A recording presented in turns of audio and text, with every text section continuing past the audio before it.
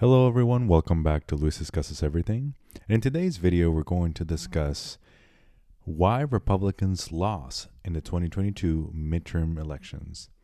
Now, as you might be wondering, you might think this is a loaded title for this video, something more clickbaity.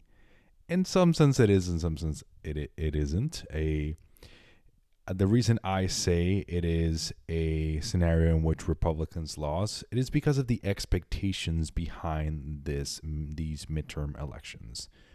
The widely known expectations among lots of media outlets, not only on the left wing of the spectrum, but also on the right wing of the spectrum, was that Republicans were to have a red wave, right? They were highly favored to take over not only the House, but also the Senate, right? But the outcome that you had is completely different from the expectations that were set, right?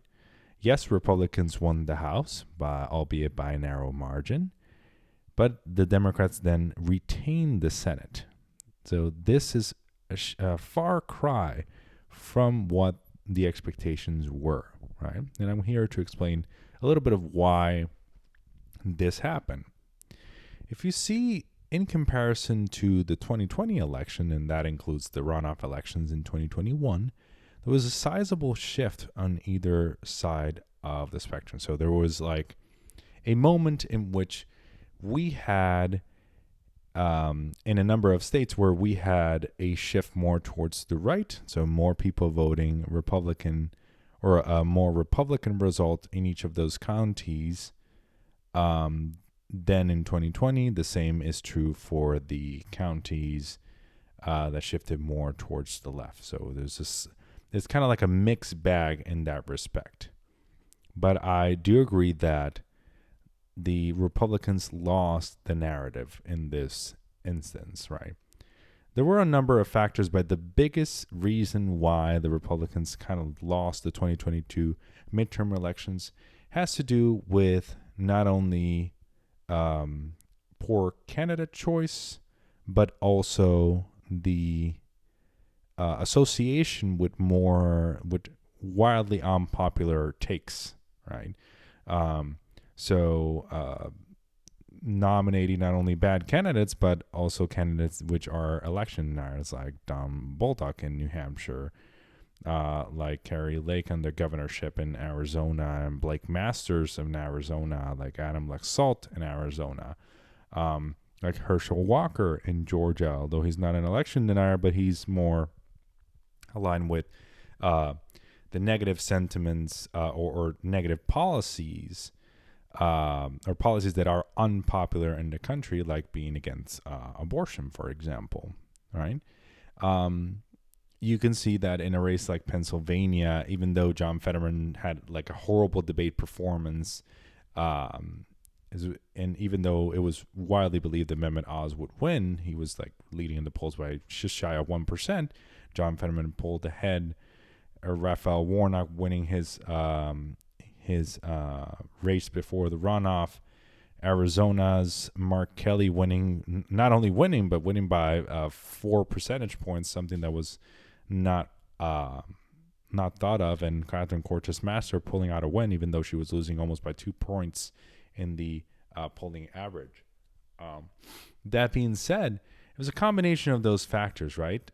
Also, it had a lot to do with the fact that large percentage of voters in these races were also young people on the Gen Z generation, people from the millennial generation, coming out to vote and voting Democrat in a lot of these key races of New Hampshire, Pennsylvania, Arizona, and Nevada, and also Georgia.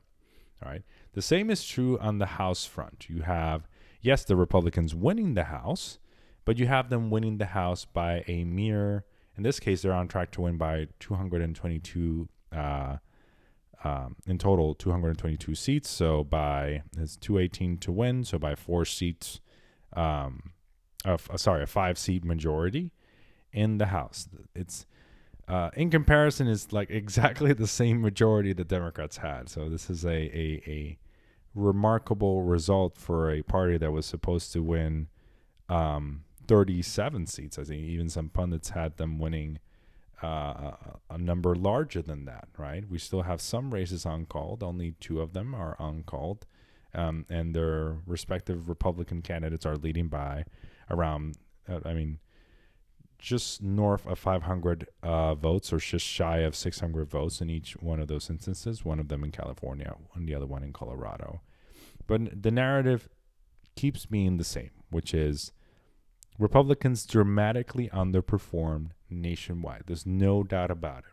And it had to do with 2 main factors, which were the overturning of Roe v. Wade. Like pollsters and pundits and news outlets dramatically underestimated the power of turnout that news had, and how much of that was being undercounted in the final forecasting of these 2022 midterms. And number 2 is the association with Trump and Trumpism and the extremism that represents, right?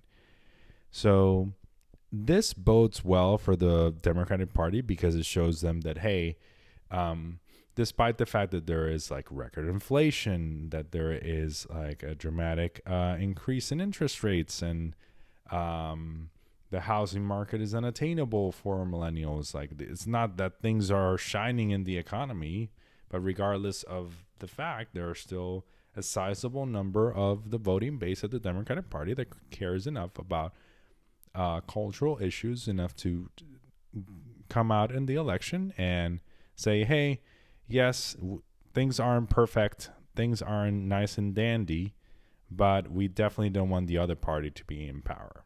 So or not fully control the chambers of Congress, essentially.